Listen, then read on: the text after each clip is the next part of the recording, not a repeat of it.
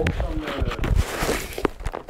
som forsvar i gamle dage, det vil sige her stod soldater og kanoner og så videre. I dag der ligger der blandt andet en meget fancy restaurant heroppe, eller café er det. Hele det område herovre, det var i gamle dage der, hvor de gamle krigsskibe lå. Og det er helt tilbage til Christian den 4. tid.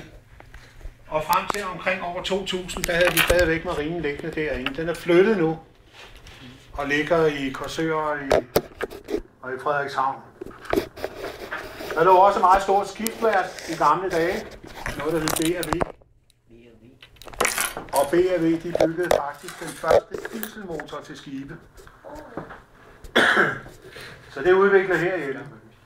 Så hele det område her, det er så meget, det var meget domineret af alt, hvad der har med søfart at gøre.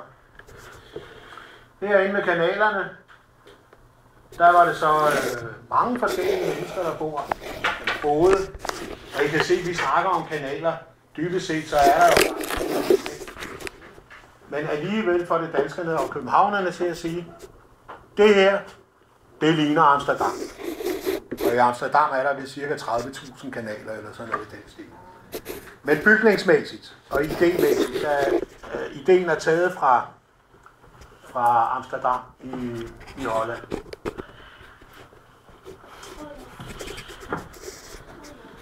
Men altså det er, man går og diskuterer om det er en ø eller om det er en ø. Her er den forbundet med Amager. Her er den forbundet med Amager, og herude er den også forbundet med Amager, som er øen bagved. Men normalt plejer vi at sige, at Christianshavn er en ø. Andre siger, at det er en halvø.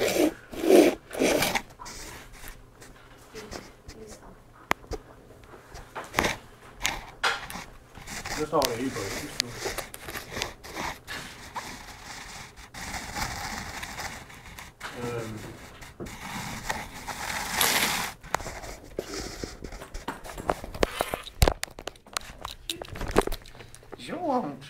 Og der er så nogle bestemte fikspunkter derude, som er